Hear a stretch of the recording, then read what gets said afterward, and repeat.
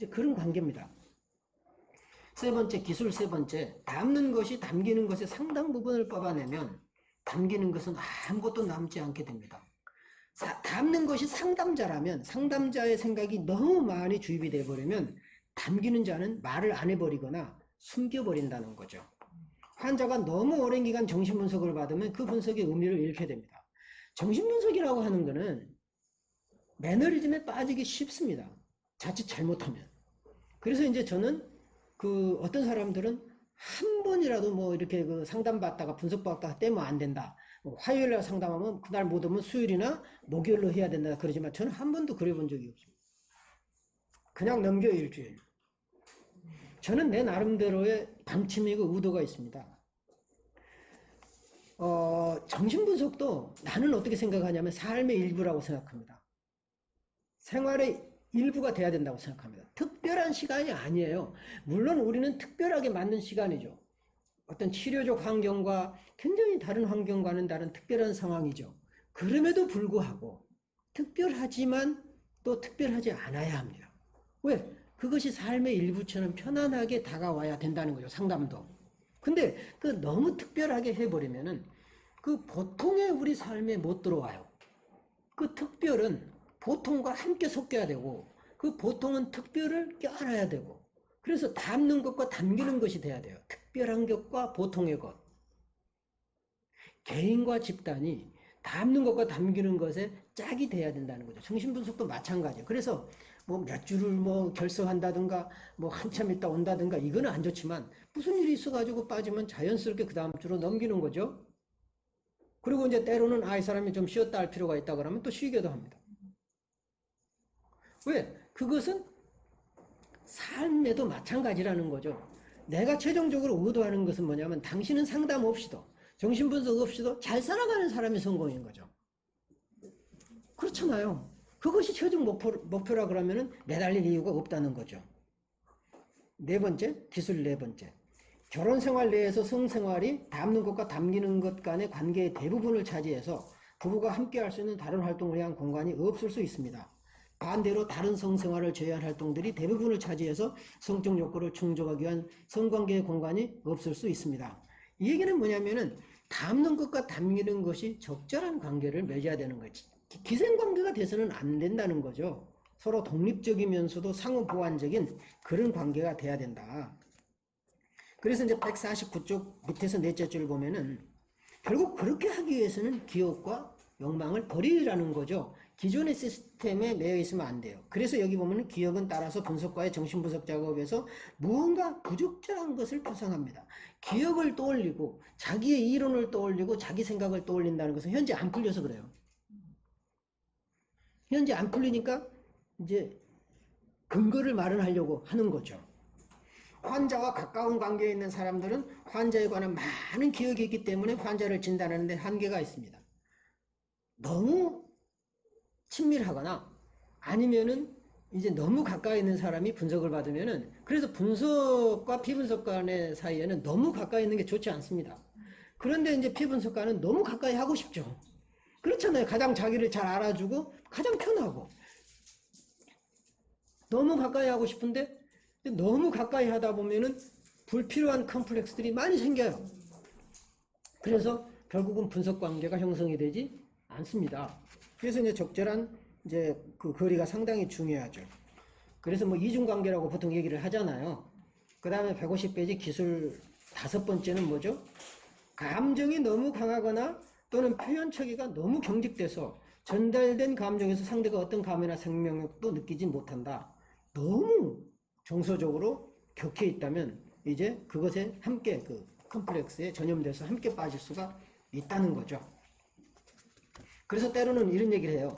분석가와 환자가 담는 것과 담기는 것의 역할을 번갈아 맞는 것을 관찰할 수 있는 능력이 해결의 실마리다. 재밌는 얘기를 해요. 분석가가 항상 담는 것이 아니라는 거죠. 때로는 내담자가 상담자를 담아주기도 합니다. 이런 경우가 있겠죠.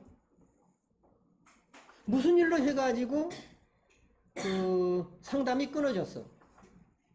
그러면 대개는 끊어질 때는 내담자가 원해서 끊어지기도 하지만 상담자가 피곤하거나 아니면 하기 싫거나 아니면 짜증나거나 일이 안 풀리거나 아니면은 그 상담자의 역전이 때문에 그 분석을 중단시킬 수 있어요. 그렇죠. 그러면 이제 피분석가는 상처를 받죠.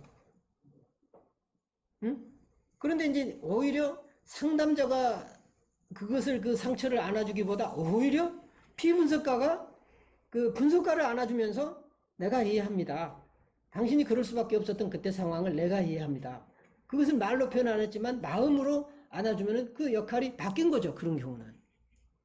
얼마든지 그런 경우는 있을 수 있다는 거죠. 그럴 때 마음과 마음이 통하는 거고 담는 것과 담기는 것이 서로 역할을 주고받으면서 어떤 짝을 이루는 이제 이런 경우도 있다는 겁니다.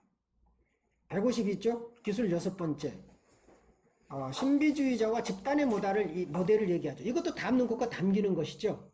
그래서 어떤 그 집단과 개인의 관계인데 이 개인이 결국은 신비주의자의 개인이 있을 때는 집단과 잘 관계를 맺을 때 그 집단이 발전되지만은 신비주의자를 배척해버리면은 그 집단도 함께 이제 쇠퇴할 수밖에 없다.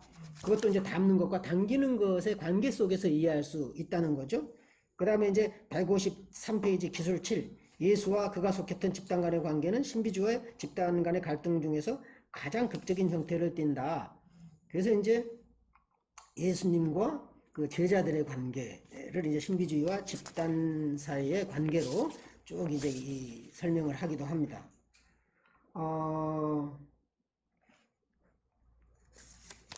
그래서 이제 이런 161쪽에 보시면은 신비주의자는 오와 직접 만날 수 있는 능력이 있다고 주장하는 사람, 생각하는 사람입니다. 오와의 관계가 상생적인지 공생적인지 아니면 기생적인지에 따라 호유의 정도가 결정됩니다.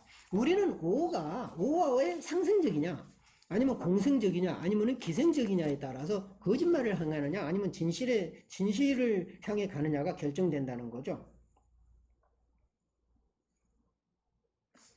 자, 거기는 이제 쭉 여러분들이 보시면 되겠고요.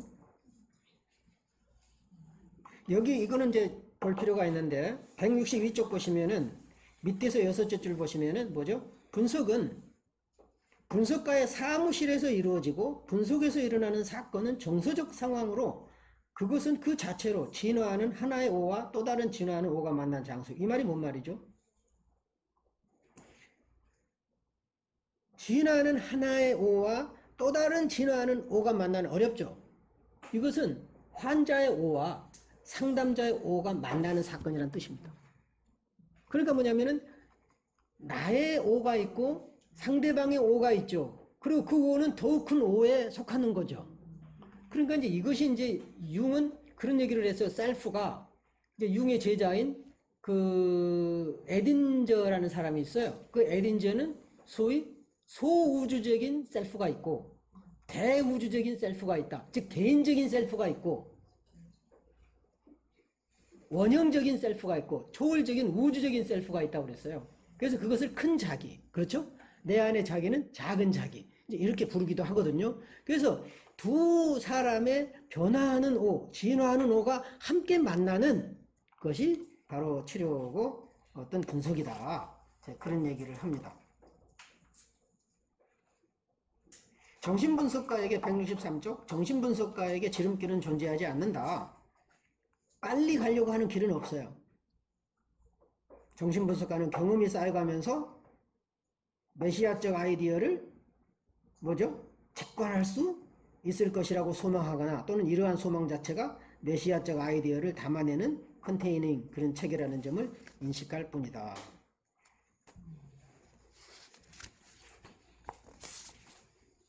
마지막 168쪽 밑에서 5째 줄 제가 이 책에서 제시한 대로 기억과 욕망을 자제하려고 노력하는 정신분석가는 모든 정신분석 회계에 익숙한 듯하지만 실상 분석가와 환자 모두에게 모호한 부분을 인식할 수 있어야 합니다. 그 말은 뭔 말이냐면은 기억과 욕망을 제거하기 위해서는 애매모호함을 견뎌내야 된다는 뜻입니다. 자, 내가 재해석해 준 겁니다. 우리는 애매모호함을 견뎌내지 못해요. 분명해야 돼요. 언제 끝나죠? 이번에도 교수님 뭐 부부 상담하세요. 아 그렇죠. 그럼 주로 몇 회기 합니까? 모르겠는데 나 회기 없는데 회기 없이 해요. 대담자가 어른이 알아서 오고 어른이 알아서 갈까? 그걸 내가 왜 정해? 어찌 보면은 분명하게 정해놓고 확실하는 것을 좋아하면 안정감은 있겠죠. 그렇지만 그 안정감 속에는 새로움이 없어요. 그래서 여기서는 그 모호한 마음의 상태를 얻어야 된다는 거죠. 그리고 꼭 알아내야 되겠다라고 하는 집착을 버려야 된다는 겁니다. 그래서 이 상태를 편집 분열 자리와 구별하기 위해서 뭐죠? 참을성의 자리, 참을성이라고 얘기한다고 그랬죠. 이 상태를 저는 안도감이라고 부른다. security. 흔들리는 배 안에서 안도감을 느끼는 거죠. 사실은 그거는요, 우리 뗏목 타봤잖아요. 나는 많이는 안 타봤어요. 근데 그걸 늘 타본 사람들은 별로 무서워하지 않습니다. 근데 저 같은 사람들은 이거 언제 이게 뒤집어질까봐 무서워서 못합니다, 솔직히. 아참. 붙잡을 때도 없잖아요, 그거는. 그러니까 정말 붙잡을 때도 없어요. 그리고 이게 뒤뚱거려요. 그리고 사람 많을수록 이게 뒤뚱 막 거리기 때문에 무서워서 우리 같은 사람들 정말 타기 힘들어요. 그런데 그거를 늘 타본 사람들은 유유히 가거든요. 결국은 흔들리는 돛담배 속에서 안정감을 갖는 거라고 하는 것은 그런 경험을 해봐야 된다는 거죠. 근데 그런 경험은 좋은 경험이 아니죠. 처음에는 무섭고 두렵고 떨립니다. 여러분들이 그런 경험을 해보세요. 그래서 분석에서 해석할 자격을 갖추기 위해서는 저는 분석가가 뭐죠? 참을성과 안도감의 두 단계를 직접 거쳐야 한다고 믿습니다. 정확한 해석을 했다는 느낌은 일반적으로 곧 우울감으로 연결됩니다. 참을성과 안도감이 계속 반복된다는 것은 분석 작업이 잘 이루어지고 있다는 것을 의미합니다. 내가 잘 참고 있구나 그러면 상담 잘하고 있는 겁니다. 그리고 내가 우울한데 견딜만 하구나 그러면 잘하고 있는 거예요. 그리고 그나마 내가 안정감을 갖고 상담을 하고 있구나 그럼 잘하는 거죠. 여러분도 이런 상담을 하게 되시길 바랍니다. 좀 쉽을까요?